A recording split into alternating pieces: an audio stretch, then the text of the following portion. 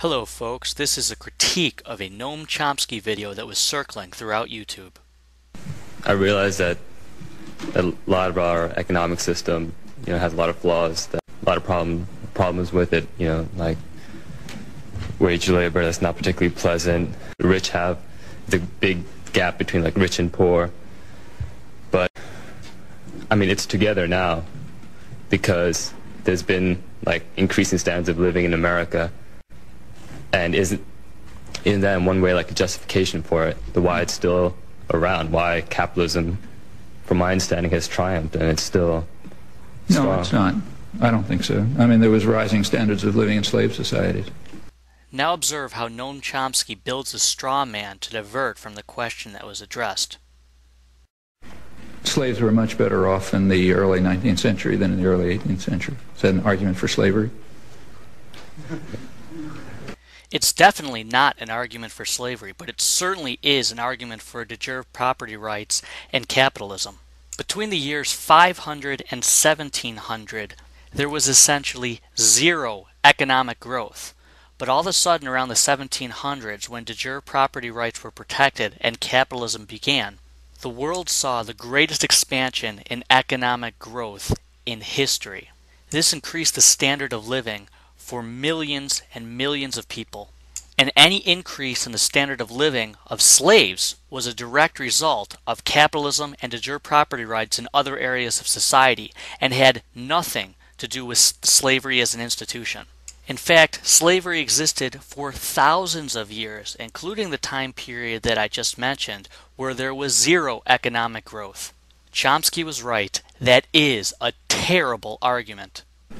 Well, It's a terrible argument, I mean, any system, in fact, you could give that argument for Stalinism. There was very substantial economic growth in the Soviet Union. No, you cannot make that argument for Stalinism, because the Soviet Union had famines that starved millions and millions of people. Most of the economic growth was a result of producing goods that nobody even used. This was caused because the central planners of industry had no idea how many resources it took to produce certain items.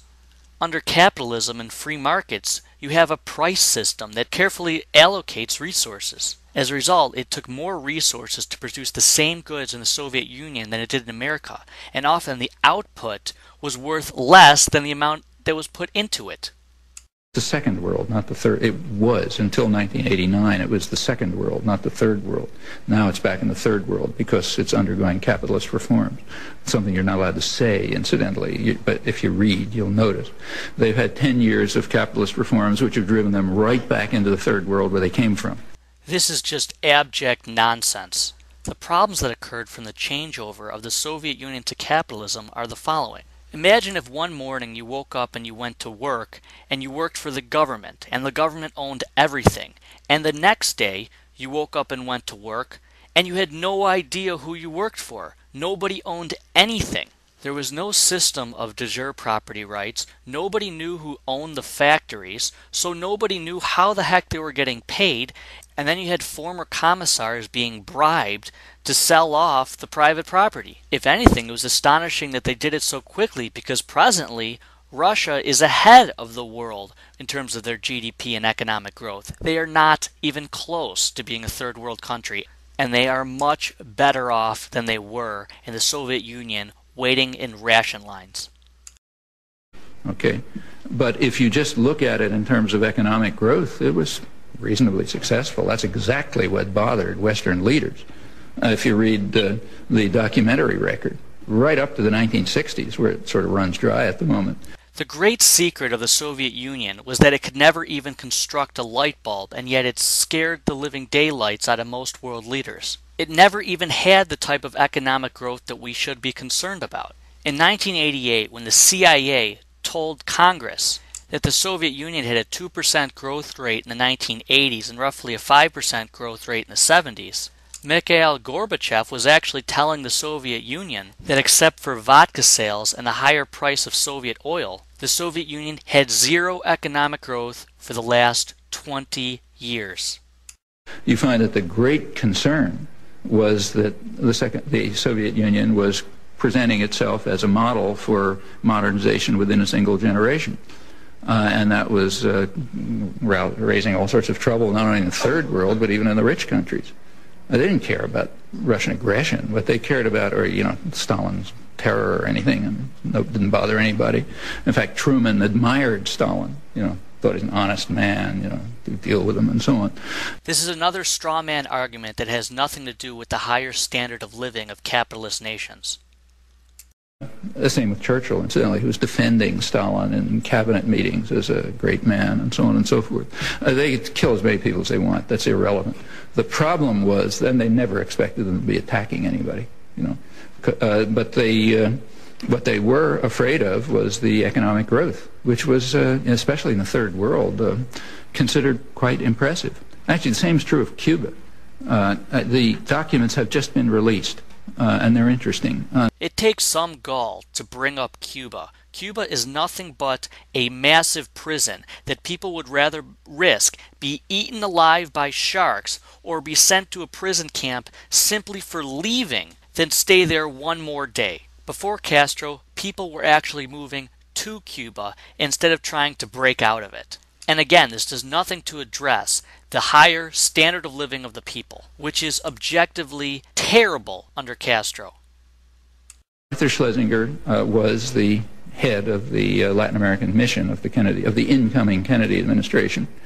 He said, the problem with Castro, he said, is I'm quoting, the spread of the Castro idea of taking matters into your own hands. Okay, which he said has great appeal to people in Latin America, most of whom live in terrific poverty and oppression and are trying to find a more decent life. And with the model of Cuba in front of them, they're likely to do all sorts of things. So that's Castro's troublemaking in the hemisphere. What's the Soviet connection? Well, the Soviet connection, he said, is that in the background, the Soviet Union is presenting itself as a model for modernization in a single generation. Okay, that's the Soviet connection. Well, yeah, so therefore we have to overthrow the government because of that kind of troublemaking and that kind of connection. And in fact, that extends much more broadly, Kennedy and Macmillan, in their discussions in the early 60s, were worried about the potential for economic growth of the Soviet Union and what it would imply. Same was true of Dulles. Same goes right back to 1917. So the facts are the opposite of what you're describing.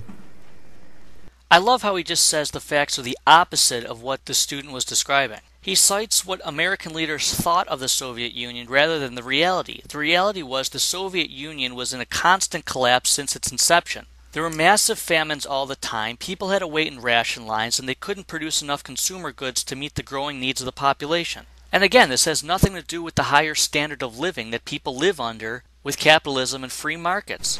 But when you say, is the system so bad, I don't even know what that means. I mean, slave societies went on for centuries and centuries without any challenge. Okay? Now he goes back to the slavery straw man argument that I already dispelled earlier. Slavery existed for thousands of years, even during times of zero economic growth, and it was only de jure property rights and capitalism that brought people out of poverty. Did that justify them? And in fact, if you really want to be serious about it, the slave owners were giving arguments rather like yours. So slavery, very much like it. Read, say, George Fitzhugh, who was the leading spokesman for the American, South, slave owners in the South. He was saying look, the reason you Northerners are against slavery is because you're anti-Negro racists. He says, look, we own people, you just rent them. So therefore we take care of them. We treat them well, we respect them, they're our capital, besides we have human relations with them, we're pre-capitalist, we still have human relations. You just treat them as tools under wage slavery, and they're much worse off. So we're the ones who are moral, you're the ones who are immoral. Except for the fact that everything that the southern slave owners were arguing was wrong, and the economic conditions in the North were better than the economic conditions in the South. And in fact, under the slave system, if you take a look, it was reasonably efficient. Conditions were sort of improving. People lived better. Slaves lived better in 1850 than in 1750. So did everybody living under capitalism, which is why capitalism still survives today, because the economic conditions of all people are simply better.